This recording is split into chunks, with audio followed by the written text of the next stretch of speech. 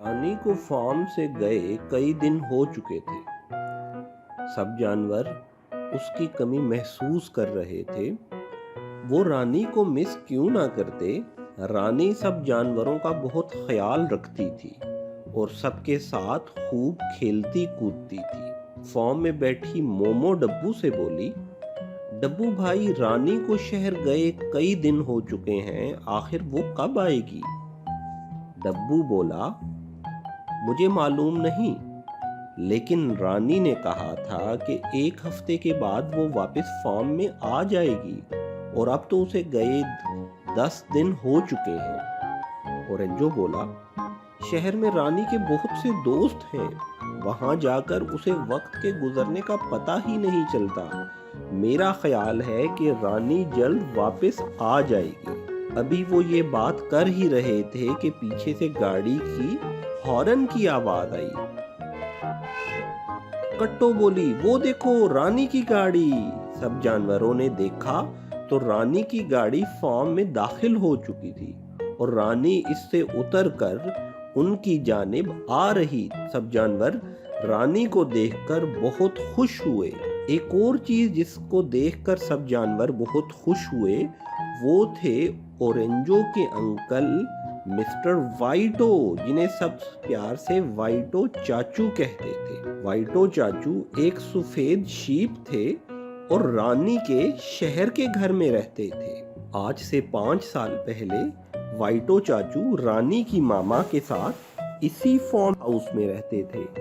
बाद में वो शहर चले गए। वाइटो चाचू के पास हमेशा सुनाने को बहुत इंटरेस्टिंग वाकयात होते और यही वजह है कि सब जानवर इनको देखकर बहुत खुश हुए थे।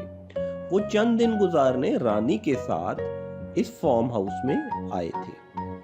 रानी सबको मिलने के बाद आराम के लिए अपने कमरे में चली गई, जबकि फार्म के सब जानवर वाइटो चाचू के पास जमा हो गए ताकि उनसे मजे मजे के वाकयात सुन सके। डब्बू बोला, कोई पुराना वाकया सुनाए। ओरेंजो बोला, हाँ, कोई जंगल के बारे में। सब जानवर अपनी अपनी फरमाइशें करने लगे। ओके, सुनाता हूँ, वाइटो चाचू बोले। थोड़ी देर सोचने के बाद वाइटो चाचू बोले, ये उस वक्त की बात है जब रानी की मामा इस फार्म हाउस में रहती थी। एक दिन मैं उनके साथ शहर से वापस आ रहा था कि हमने जंगल के पास एक टाइगर का बच्चा जख्मी हालत में देखा। उसका भूख और प्यास से बुरा हाल था।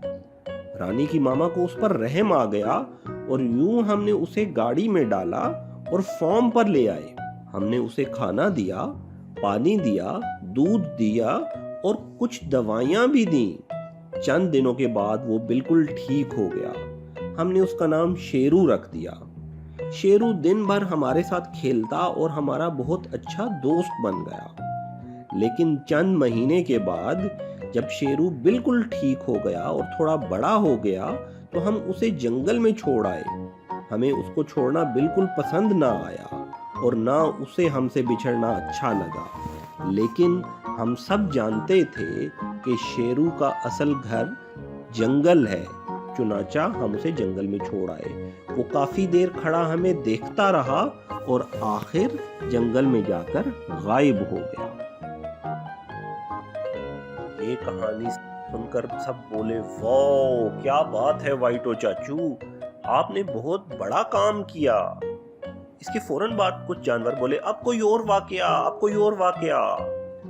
वाइटो चाचू फिर गहरी सोच में गुम हो गए और फिर बोले, उसी जमाने में हम मछलियां पकड़ने फार्म के पास खूबसूरत दरिया पर जाते थे। वो वाकई एक बहुत खूबसूरत दरिया था। हम खूब मछलियां पकड़ते और उसके बाद वो फार्म पर लाकर पकाते। एक दिन जब हम मछलियां पकड़ रहे थे तो हमें पीछे से एक अजीबोगरीब जानवर की आवाज आई। जब हमने मुड़कर पीछे देखा तो हमारी जान निकल गई। एक खतरनाक काले रंग का रीछ हमारे करीब ही खड़ा था। उसकी नजर हमारी मछलियों पर थी। हम सब कुछ छोड़कर फौरन गाड़ी की जानिब भागे। रीछ ने मछलियां खाईं और फिर वो हमारी जानिब लपका। इससे पहले कि वो हम पर अटैक करता, रानी की मामा ने गाड़ी चलाई और भगा दी और यूं हमारी जान बच गई। सब जानवर सहम कर बोले। मोटू बोला, फिर क्या हुआ काले रीछ का? वाइटो चाचू बोले, मालूम नहीं, लेकिन उसके बाद हम कभी दरिया पर नहीं गए। लेकिन वो वक्त मुझे बहुत याद आता है। वो दरिया वाकई ही बहुत खूबसूरत था। इसके बाद सब लोग अपने काम काज में मसरूफ हो गए और रानी भी उठकर तमाम जानवरों के साथ खेलने लगी। अगले रोज सब जानवरों ने रानी के साथ मिलकर पिकनिक का प्रोग्राम बनाया और जब रानी को जानवरों ने यह बताया कि किस तरह उसकी मामा करीब के वाकई खूबसूरत दरिया पर मछलियां पकड़ा करती थीं, तो उसने भी तमाम जानवरों के साथ मिलकर मछलियां पकड़ने का प्रोग्राम बनाया।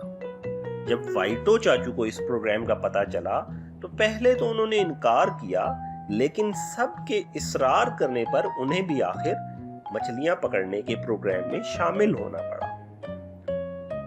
थोड़ी देर के बाद सब लोग गाड़ी में बैठकर दरिया पर पहुंच गए।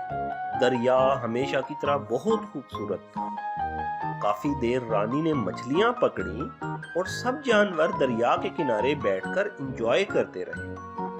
थोड़ी देर के बाद दूर घास के हिलने की आवाज आई और अचानक एक बड़ा काला रीछ उनकी जानिब बढ़ने लगा।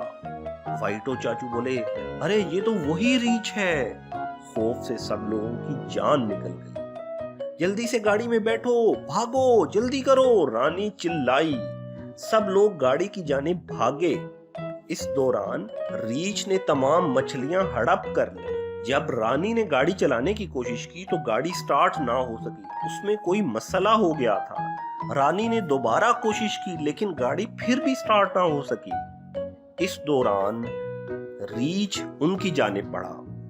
रीछ को अपनी जानिब आता देखकर वाइटो चाचू और ओरेंजो, जो कि गाड़ी के पिछले हिस्से में बैठे थे, वो उछलकर जंगल की जानिब भागे। रीछ तेजी से उनकी जानिब बढ़ा। अचानक वाइटो चाचू को ठोकर लगी और वो गिर गए। उन्हें मालूम हो गया कि अब उनका बचना मुमकिन नहीं है, क्योंकि रीछ उनके बिल्कुल करीब पहुंच चुका था। उन्होंने आंखें बंद कर ली, लेकिन दूसरे ही लम्हे उन्हें एक खौफनाक चीख महसूस हुई। ये चीख काले रीछ की चीख थी। उन्होंने आंख खोली तो एक खौफनाक टाइगर रीछ से लड़ रहा था। टाइगर से जख्म खाने के बाद रीछ जंगल की जानिब भाग रहा था। ये एक बहुत बड़ा टाइगर था। वाइटो चाचू ने सोचा कि अब रीछ नहीं बल्कि उनको टाइगर खाएगा, लेकिन दूसरे ही लम्हे एक अजीबोगरीब बात हुई। वो टाइगर वाइटो चाचू के करीब बढ़ा और प्यार से उनके पांव के करीब बैठ गया। ये टाइगर कोई आम टाइगर ना था, बल्कि ये शेरू था, वाइटो चाचू का पुराना दोस्त शेरू। एक वक्त था जब वाइटो चाचू ने रानी की मामा के साथ मिलकर इसकी जान बचाई और आज शेरू ने वक्त पर पहुंचकर वाइटो चाचू की जान बचा ली। तो बच्चों, इस कहानी से पता चलता है कि हमेशा दूसरों की मदद करनी चाहिए ताकि वक्त पड़ने पर कोई आकर हमारी मदद भी कर सके।